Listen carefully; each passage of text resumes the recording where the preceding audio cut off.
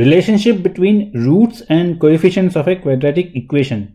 So a quadratic equation in a standard form is y equal to ax square plus bx plus c. Let us assume that p and q are the roots of this quadratic equation. So there exists certain properties called the sum of roots. So the sum of roots p plus q is given by minus b by a. Here a, b, c are the coefficients of the terms in the quadratic equation. Similarly, the second property, product of roots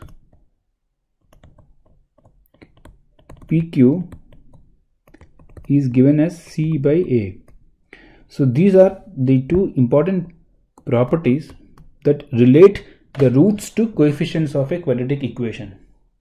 A shorthand notation to remember this is that when we have a equal to 1, the equation is y is equal to x square plus bx plus c. Now here the b is the negative sum of roots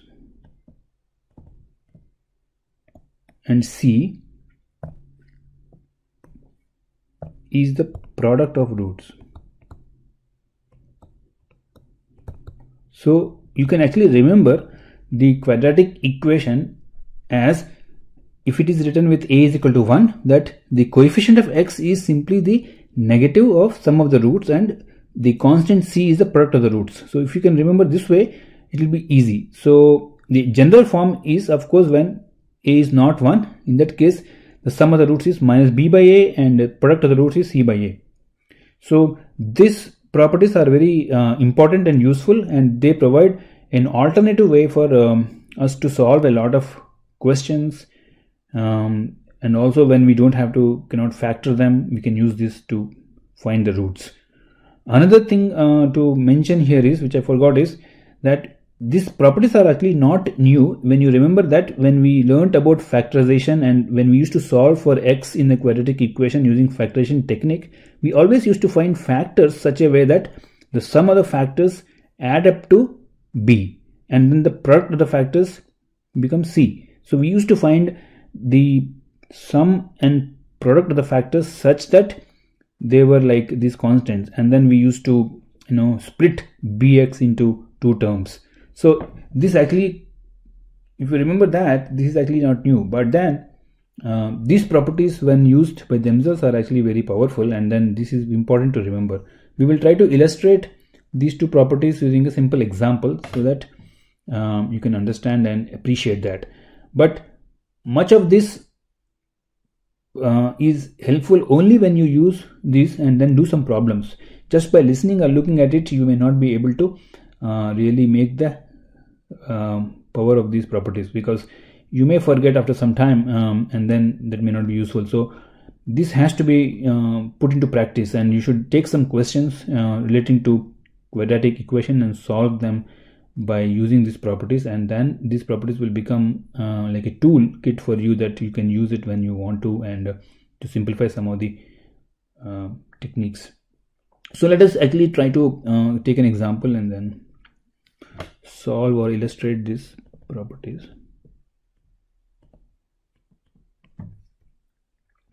So what we are going to do is actually take an example, and let us write that one.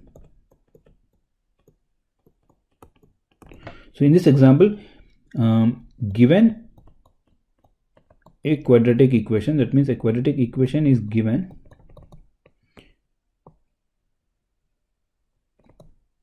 where y equal to ax square plus bx plus c. The roots are p and q. So for this quadratic equation, y equal to ax square plus bx plus c, the roots are p and q. So the question is, find the new quadratic equation. Find the new quadratic equation whose roots are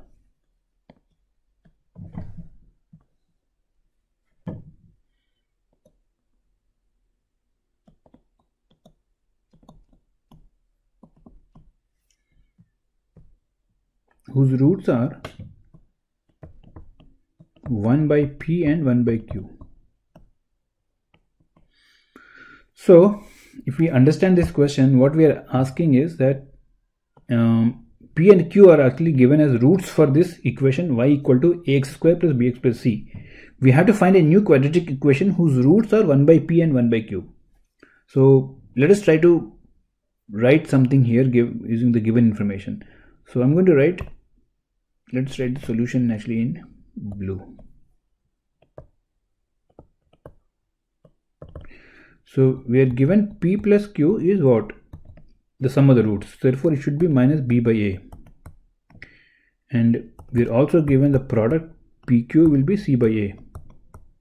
This is called given information because in the first statement we are given that the equation is ax square plus bx plus c and the roots are p and q, and we learned that the properties sum of the roots and product of the roots give us these relationships. Now the new equation is typically written in this form: y equal to x square minus sum of roots into x plus product of roots. So now what we have to do is we have to find the sum of the roots. Remember that the sum of the roots for the new equation is 1 by p plus 1 by q. Now how do we do this? We actually simplify this one. So we will actually simplify this and say this is p plus q on the numerator and pq on the denominator. Similarly, the product of the roots is 1 by p times 1 by q, which gives us 1 by pq.